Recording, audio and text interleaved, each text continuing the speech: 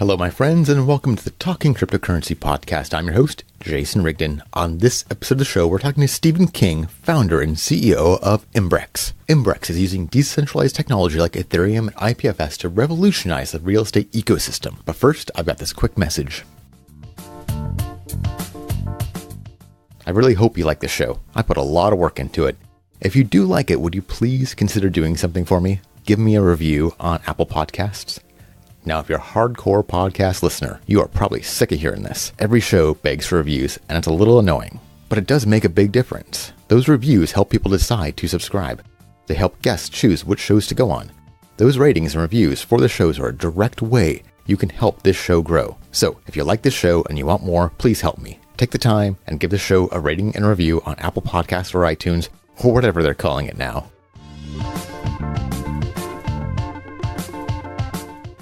Hello, and on this episode, I'm here with Stephen King, founder and CEO of Imbrex. How are you today? I'm doing great, Jason. How are you today? Pretty good.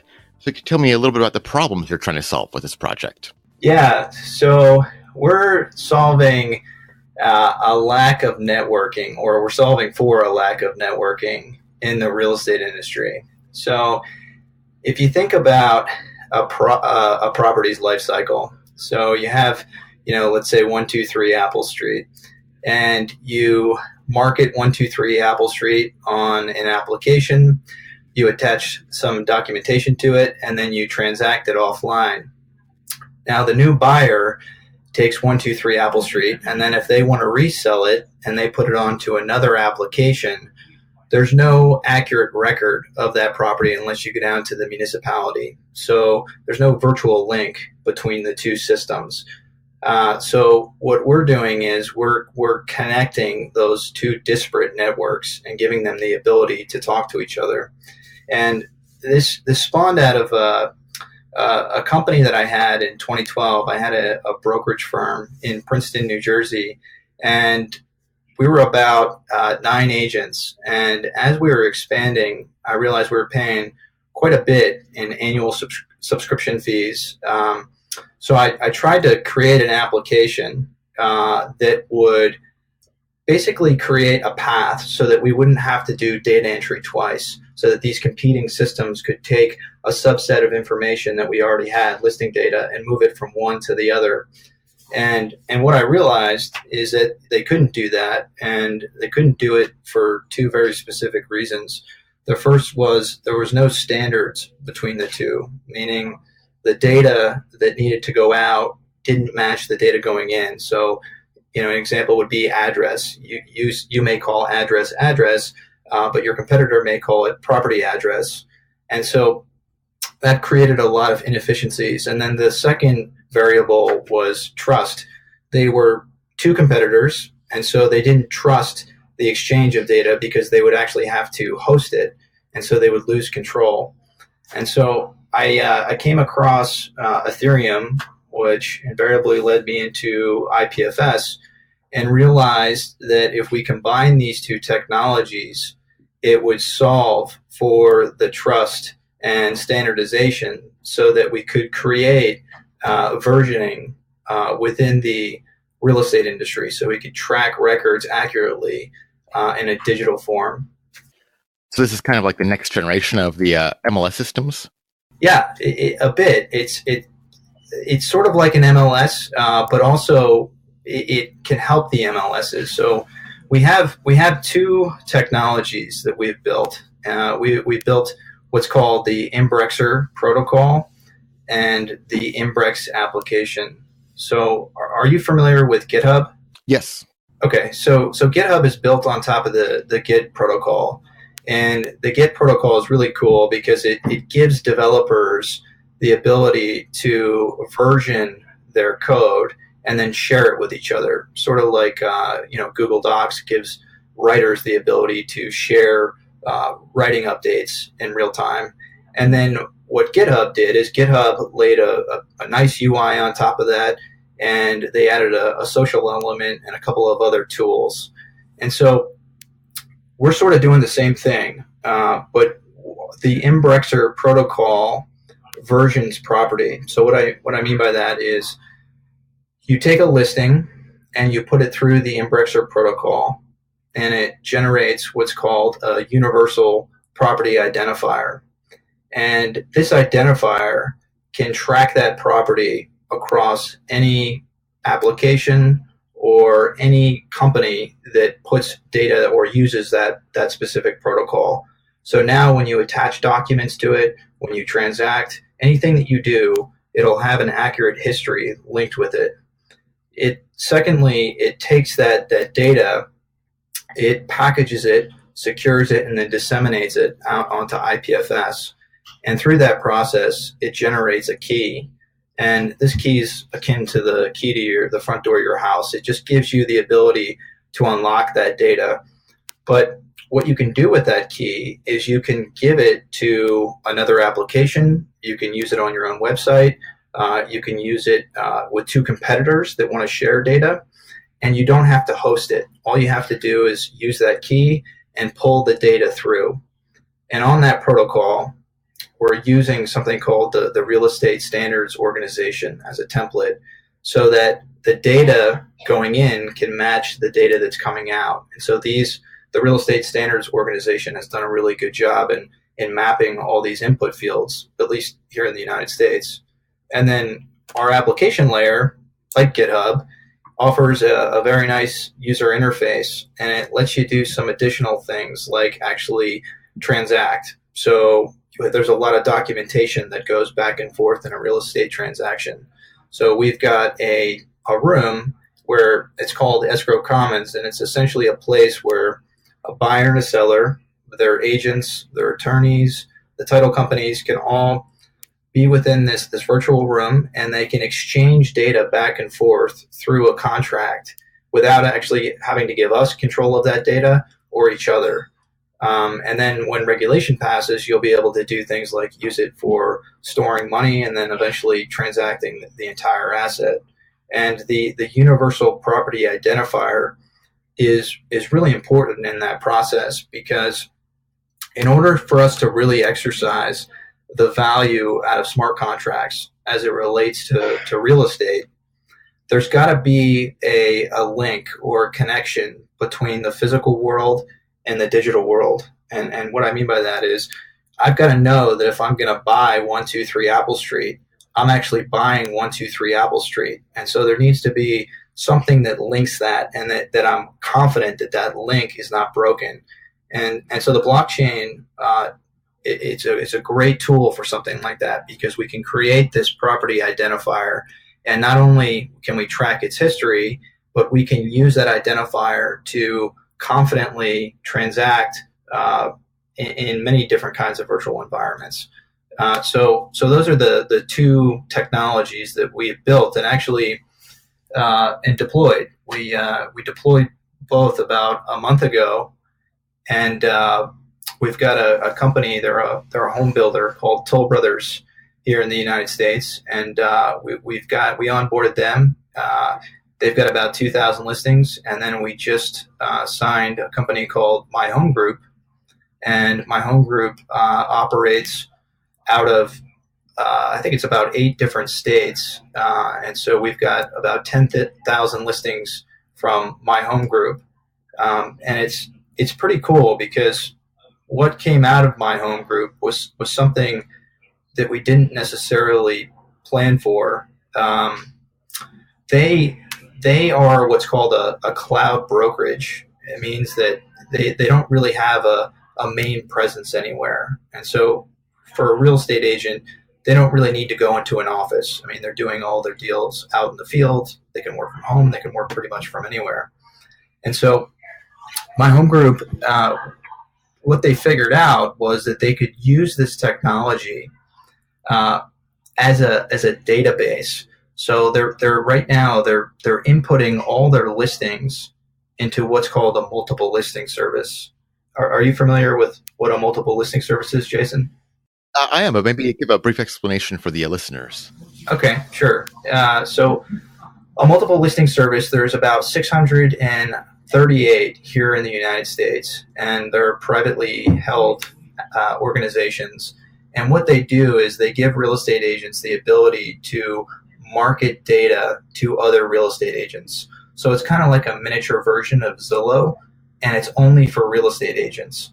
But it's regionally based, meaning if I am going to add listings, let's say in Princeton, New Jersey, then I'm only going to get exposure within the New Jersey area. And these MLSs, they don't talk to each other because they're all competitors, and they don't want to lose control of the information. And so that's where our protocol actually comes into play, and we're talking to many of them about how they can now freely exchange that data without having to give up control. But back to my home group, they are adding all of their listings into the Arizona multiple listing service, and so they don't store a local copy of their information locally. And so what they were going to do is they were going to spend the resources to create their own database and their own front end. Internally, at least, they've got their own website. And so what they decided to use our technology for was to replace that database that they were going to build, and they can use the protocol and IPFS and the key that's generated, and then we can basically provide a simpler version of our front-end application. So something very basic. We can package that together in a container, and we can give that to them. And now they've got this database and UI in a package that they can spin up on their own. So it was kind of a unique thing that we didn't necessarily plan for, but it's pretty cool what's coming out of it. And are you using a gateway for those IPFS files? Yes, we're using a gateway, and right. So the interesting thing with IPFS is as you know, it's a new technology, and they actually, I'm sure you saw this, they had a pretty exciting announcement yesterday with Cloudflare. But it's actually it's decentralizing the data, which is not unique to us. But so we run the IPFS protocol on our AWS EC2 instance, and but there's not a lot of people that are pulling the data, right? So that the infrastructure still needs to be built out. So I was talking to a pretty interesting company. They were at ETH Berlin, and they're called Pinata.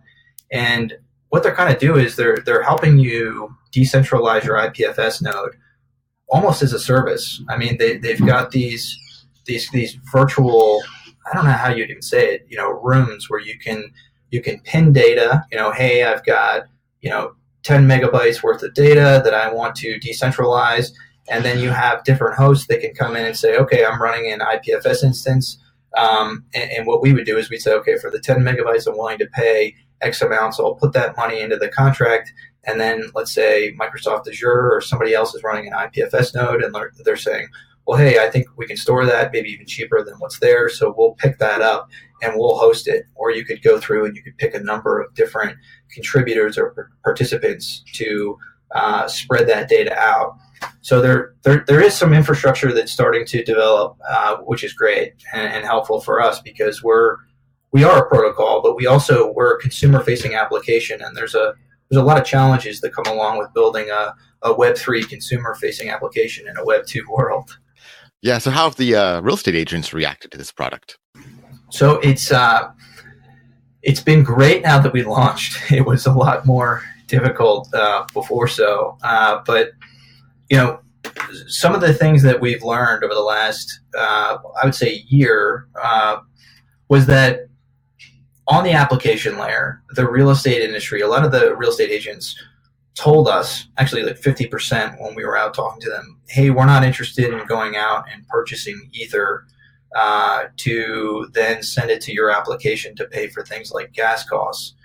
And so we had to get creative, and what we did was we created a subscription model so that if an agent wants to add a listing on Imbrex and they have to pay that transaction fee, instead what they can do is they can prepay for Ethereum transactions. And so we'll receive dollars, and then we'll convert that to ETH, and then we've got essentially what we do is we link that user's ID to a subscription contract, and then anytime that user engages in a transaction that calls the Ethereum blockchain, this contract automatically forwards the gas fee on their behalf. And we've had to do a lot of unique things like that. But since we've done that, it's been a lot easier to transition users over. Now, we also had to do is we had MetaMask at the sign up. So you go through the process of sign up, you get to MetaMask, and most agents were jumping ship at MetaMask. So we had to come up with a really.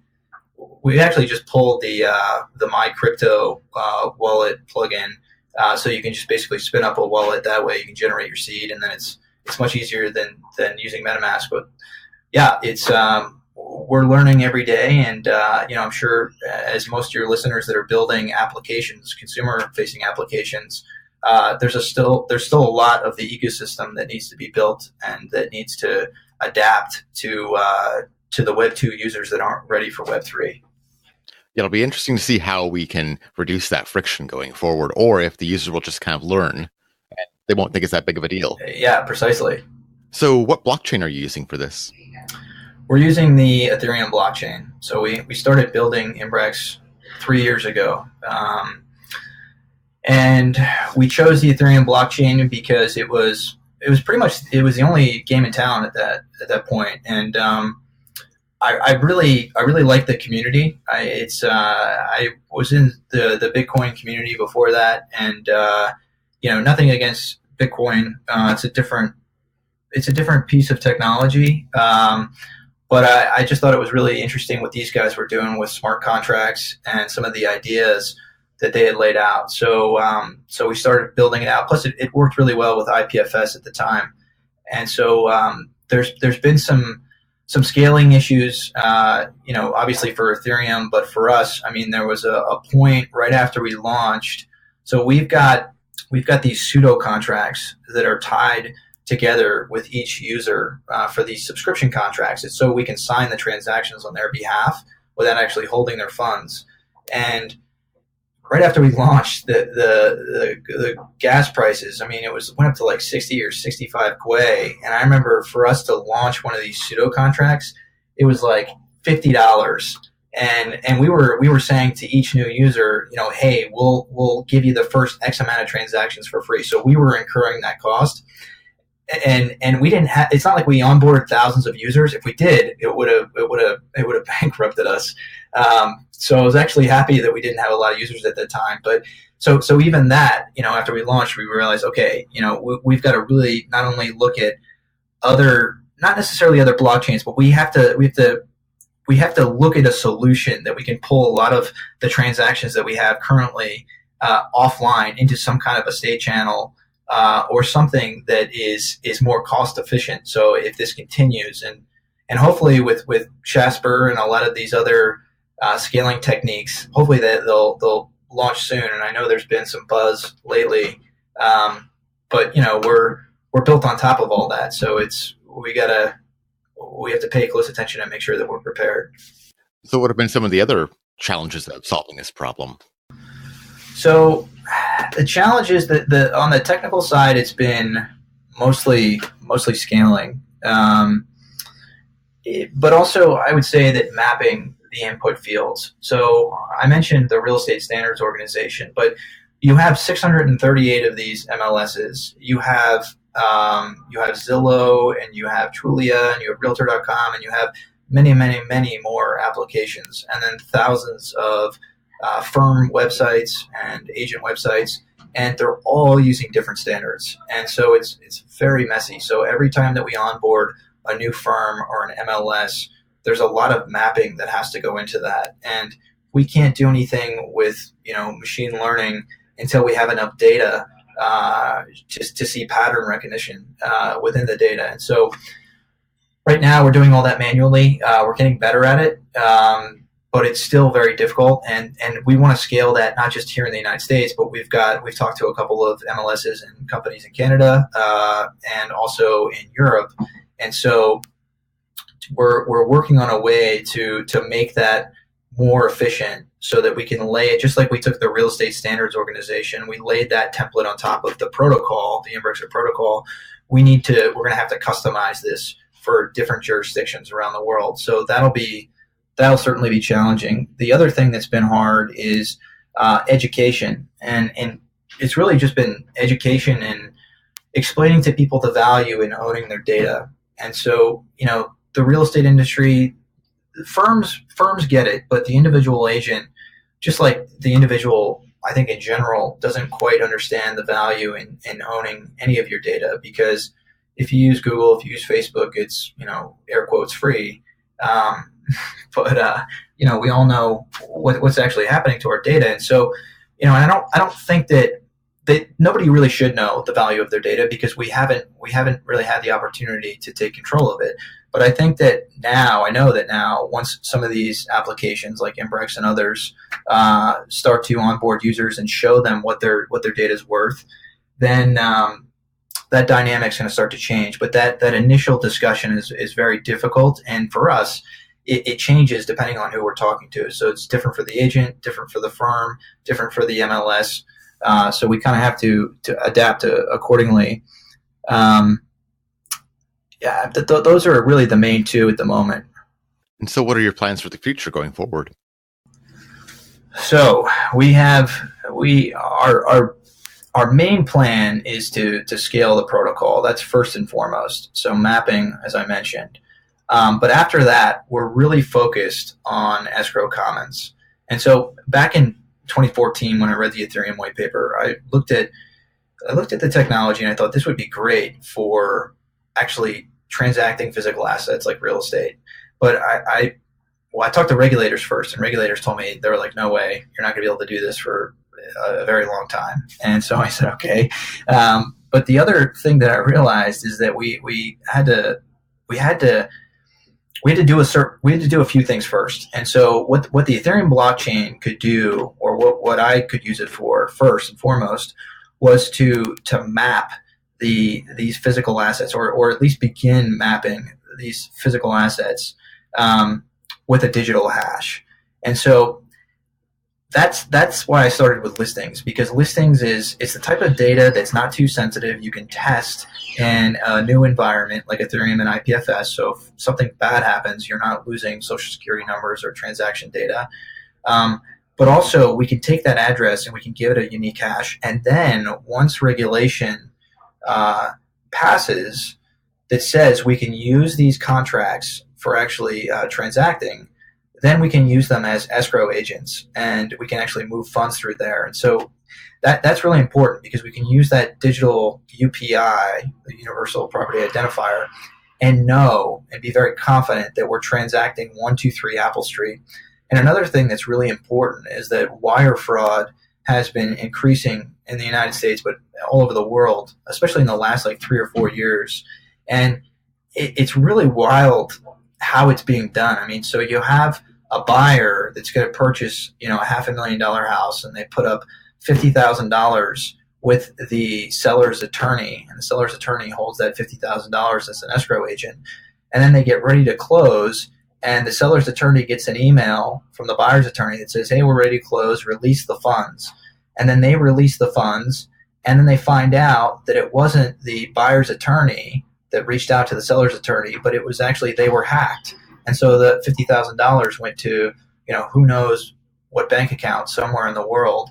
And so it's just not very efficient. So if you can see that $50,000 sitting in a contract, if you can see who's uploaded what document at what point in time, you can take this, average 60-day close time, and you could shorten that down to probably about 30 days. And then once you start getting the banking institutions involved so that you can qualify a buyer, you can probably get a real estate transaction down to 2 weeks. And that's the eventual goal. It's not for us to do all of that, but what we want to do is facilitate the ability for all of these disparate parties to work together so that we can decrease the transaction time at least threefold. And did you do an ICO, or will you have an ICO coming up? Yeah, we did that. So we did our token sale was last year. It ended last August, actually. And we were able to raise about $3.5 million. And that has given us the ability to scale the team and really get the protocol and get the application into a live environment back in July, which was really exciting. And it's really cool too, because we have actual users. I mean, we've got a lot of people that have signed up for this and that are testing it and that are loading properties. And we're using a token curated registry for things like spam curation. So Zillow, for instance, they try to curate spam on a national basis, and I'm not sure how they do it, but it's got to be a very difficult task. And so, we said, well, hey, let's use Mike Golden and Amit Soleimani's their innovation with token curated registries, and let's just have the local community curate spam, and so we don't have to get involved. So we're doing things like that, and it's all in a test environment. I mean, it's in the live environment, but it's new to real estate agents, and I think it's new to everybody, even technologists. So we're getting some pretty interesting data and feedback out of that, but we're having a lot of fun. So it makes it great. It's a really interesting project. Is there anything that I should have asked you that maybe I missed? I know it's a very large project too. Yeah, we're taking off one chunk at a time, Jason, and it's it doesn't go without its challenges. But I would just suggest anybody that's interested, to check out Imbrex.io. You're welcome to search. You're welcome to, if you don't want to buy ETH, you can sign up as a subscriber. We give you the first 20 transactions for free, so you don't have to pay anything. If you'd like to get in touch with me, you can reach me at Steven@Imbrex.io. Awesome. Well, thank you so much for coming on the show. Thanks, Jason. It's a pleasure speaking with you.